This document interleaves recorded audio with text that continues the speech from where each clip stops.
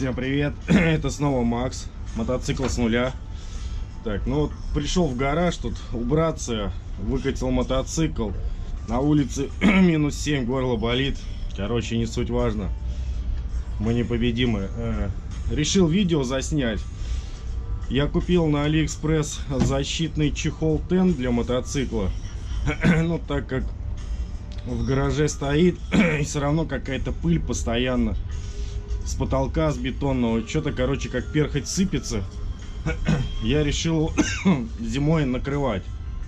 Хоть где-то я смотрел видео, что это не очень хорошо, что там типа как парник получается. Ну, снизу все равно все это вентилируется. Мне главное сверху накрыть.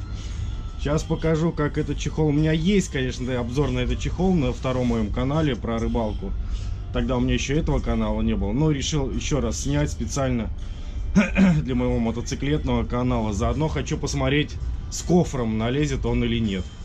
Вот сейчас камеру установлю. Оп. Чтобы все было видно. Сейчас одену сначала без кофра, потом с кофром.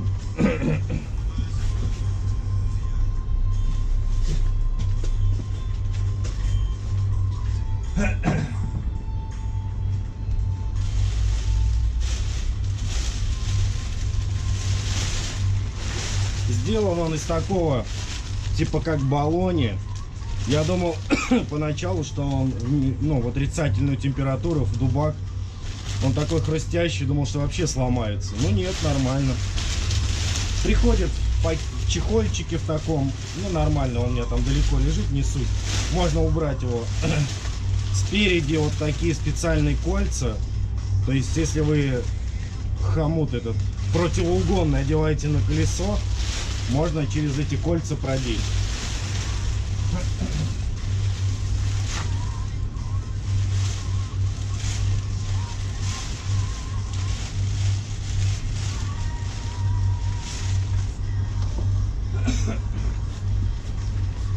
Не туда направил чуть-чуть, вот так вот.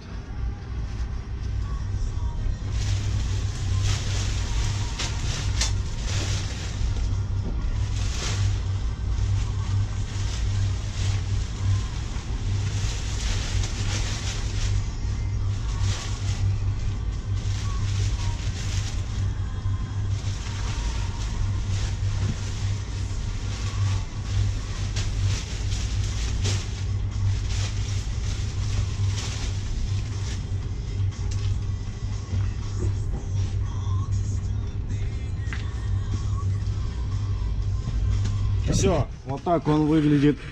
Размер я не помню, ссылочку оставлю. Но я брал, напишу какой размер, короче, в комментариях. Вот так это все выглядит. По низу идет тут такая резиночка спереди утягивающая. Сзади тоже резиночка. Ну вот, в принципе, от дождя, от пыли должно спасти. Есть сам вообще дешевые варианты. Но я решил брать не самый дешевый. Обычный вариант, скажем так. Сейчас поставлю кофр, попробую одеть.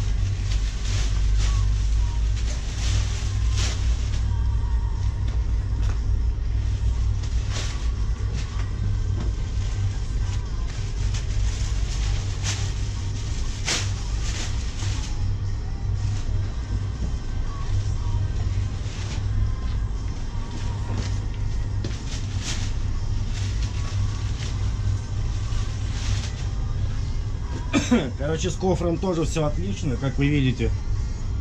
Может, он не до конца там до земли закрывает уже. Вот, но это все фигня. То есть на улице от дождя можно поставить спокойно. Еще раз размерчик я напишу.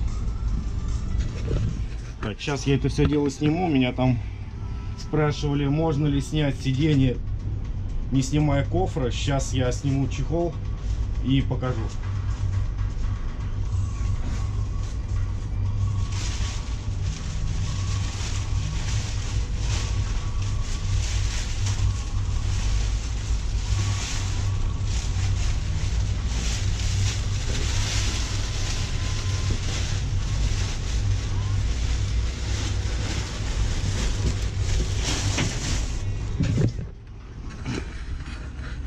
Ну вот, как видно, место есть. Вот, все, откручивайте, я так понимаю, вот этот шестигранник раз. Ну и где-то еще. Или может всего раз с той стороны и два, и выщелкивать. Короче, места, мне кажется, хватит. Но с кофром уже выглядит как турист. Боковые не хочу вешать, сзади люди сидеть будут. Ну, вот такое видео. Надеюсь, я ответил на вопрос. Там подписчик просто спрашивал, можно снять сиденье, нельзя. Но, как видите, места хватает. Ну и вот такой чехольчик. Так что ссылочку обязательно оставлю в описании. Также заходите на мой второй канал, посвященный рыбалке и водномоторной технике, ее тюнингу. Вот она, моя лодочка. Я занимаюсь тюнингом, полностью переделал. Вообще. Был лысый корпус, я полностью переделал. Ну, это так, к слову. Поэтому по электрике спрашивают, когда тахометр буду ставить, когда. Обязательно все сниму подробно. Просто сейчас идет еще штуки 3-4 гаджетов. И тогда просто надо снимать сиденье и бак, чтобы там все это аккуратненько сделать, все убрать электрику. И тогда я буду все подключать. Ну, все. Всем удачи, пока.